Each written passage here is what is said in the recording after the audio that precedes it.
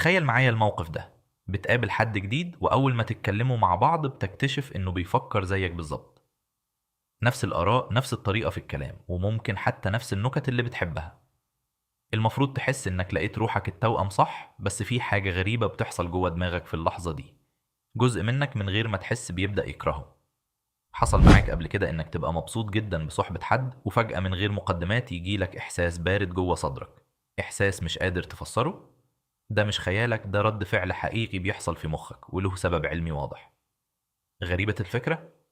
خليني أقولك حقيقة هتقلب فهمك لطبيعة البشر. إحنا اتربينا نسمع إن المتشابهات بتتجاذب، بس العلم بيقولك إن أقرب الناس لقلبك ممكن يبقوا أقرب الناس لكرهك مجرد لأنهم بيشبهوك قوي. سيغموند فرويد أبو التحليل النفسي لاحظ الظاهرة دي من أول القرن الماضي وسماها نرجسية الفروق الصغيرة. يعني إيه؟ يعني إحنا مش بنكره اللي مختلف عننا خالص، إحنا بنكره اللي قريب منا قوي. لكن في فرق بسيط بينا وبينه. ليه؟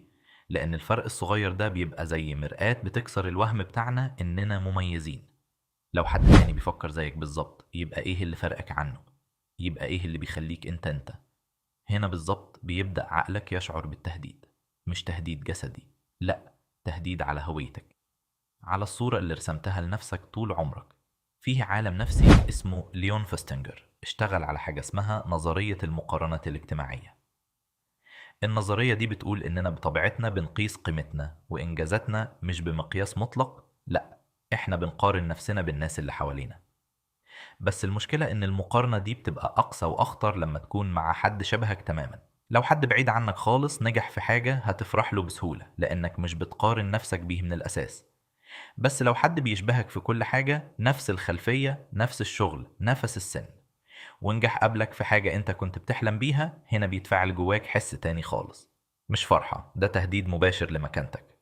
وفي تفصيلة مهمة زيادة في نظرية فستانجر: المقارنة بتبقى أقوى كل ما الشبه يكون في حاجات انت بتقيس بيها قيمتك الشخصية. لو صاحبك بيشبهك في شكل الجسم بس مش بيهمك الرياضة، مش هتحس بأي حاجة. لكن لو زميلك في نفس الاسم دخلتوا الشغل في نفس اليوم وهو تترقى قبلك، هنا المقارنة بتضرب في أوجاعك بالظبط. لأن المهنة دي جزء من هويتك اللي بتقيس نفسك بيها. وده بيوصلنا لنقطة أعمق: الغيرة اللي بتحصل مع الشبيه مش زي أي غيرة عادية. العلماء قسموها لنوعين: غيرة معجبة وغيرة خبيثة. الغيرة المعجبة بتخليك تتحمس وتشتغل أكتر عشان توصل لنفس المستوى. لكن الغيرة الخبيثة اللي غالبا بتظهر مع اللي بيشبهنا جدا بتخليك تتمنى إن التاني يفشل، مش عشان تكسب أنت، بس عشان الفرق بينكم يختفي وترجع أنت المميز تاني في نظرك. فكر في العلاقة بين الإخوة في نفس البيت. غريبة إنهم أحيانا بيكونوا أكتر ناس بتتنافس مع بعض في الدنيا، رغم إنهم اتربوا في نفس البيت وبيحبوا بعض فعلا. السبب إنهم بيتقاسموا نفس المصدر، اهتمام الأهل، وده بيخليهم من صغرهم يشوفوا بعض كمنافسين على حاجة واحدة محدودة. نفس المبدأ بينطبق على الأصحاب اللي بيشتغلوا في نفس المجال، أو الزملاء اللي بيدخلوا نفس الشركة في نفس التوقيت. كل واحد فيهم بيبقى مرآة للتاني، وكل نجاح للتاني بيبان وكأنه فرصة ضاعت مني أنا. وده مش عيب فيك، ده جزء من برمجة قديمة جدا في عقل الإنسان.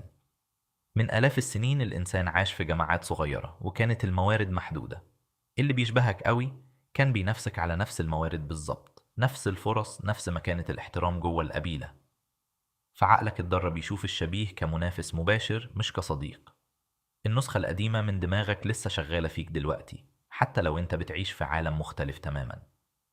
طب ده معناه ايه بالنسبة لك؟ معناه ان المشاعر الغريبة دي اللي بتحس بيها ناحية حد بيشبهك، سواء زميل في الشغل او صاحب قديم او حتى اخوك، مش دليل انك انسان سيء. هي بس دليل ان عقلك بيحاول يحميك بطريقة قديمة مش مناسبة للعصر الحالي. الحل مش انك تتجاهل المشاعر دي او تكابر عليها. الحل إنك تفهمها وتاخد القرار الواعي. في اللحظة اللي هتحس فيها بالغيرة أو الانزعاج من نجاح حد بيشبهك، وقف لحظة واسأل نفسك سؤال واحد بس: أنا بحس بالتهديد ده ليه بالظبط؟ هل هو لأن التاني فعلا أخد حاجة كانت حقي؟ ولا لأن نجاحه بيفكرني إني لسه ما وصلتش لحلمي؟ في أغلب الأوقات هتكتشف إن المشكلة مش في التاني خالص، المشكلة في المرآة اللي هو بيمثلها قدامك. وأي حد بيوريك مرآة صافية عن نفسك هو في الحقيقة أعظم فرصة تتعلم منها. وفي تمرين بسيط ممكن تعمله المرة الجاية: لما تحس بالانزعاج من نجاح حد بيشبهك، خد ورقة واكتب 3 حاجات اتعلمتها من الطريقة اللي وصل بيها. حول التركيز من هو أخد إيه مني ليه هو عمل إيه صح أقدر أتعلمه. التمرين ده بسيط، لكنه بيغير اتجاه الطاقة جوه دماغك من طاقة هدامة لطاقة بتبني. الناس اللي بتشبهك مش خطر عليك، دول أقرب دليل ممكن تلاقيه على إمكانياتك الحقيقية. لو هو قدر يوصل يبقى أنت كمان تقدر، لأنكم من نفس المادة. بدل ما تحسده خد منه الطاقة، خليه دافع مش عدو. المرة الجاية اللي هتحس فيها بالانزعاج من نجاح حد شبهك، افتكر الكلام ده. مش هو اللي بيهددك، عقلك القديم هو اللي بيهرج جواك. وانت بوعيك تقدر تسكته وتحول الغيرة لوقود يوصلك لأحسن نسخة منك. وفكرة أخيرة قبل ما نخلص، مفيش حد نجح في حاجة من غير ما يمر بمرحلة يشوف فيها ناس تانية شبهه بالظبط سبقوه في الطريق. الفرق الحقيقي بين اللي بيوقف مكانه واللي بيكمل مش إنه ما بيحسش بالغيرة، لأ، كل الناس بتحس بيها. الفرق إنه بياخد القرار الواعي إنه يحول الإحساس ده لحاجة تدفعه قدام، مش تشده لورا. فمن دلوقتي كل ما تلاقي نفسك بتقارن نفسك بحد بيشبهك، اعتبرها إشارة، مش إنه عدو، لكن إنه دليل حي على إن اللي هو وصله أنت كمان تقدر توصله. وده أقوى تحفيز ممكن تلاقيه، مش من غريب بعيد عنك، لكن من حد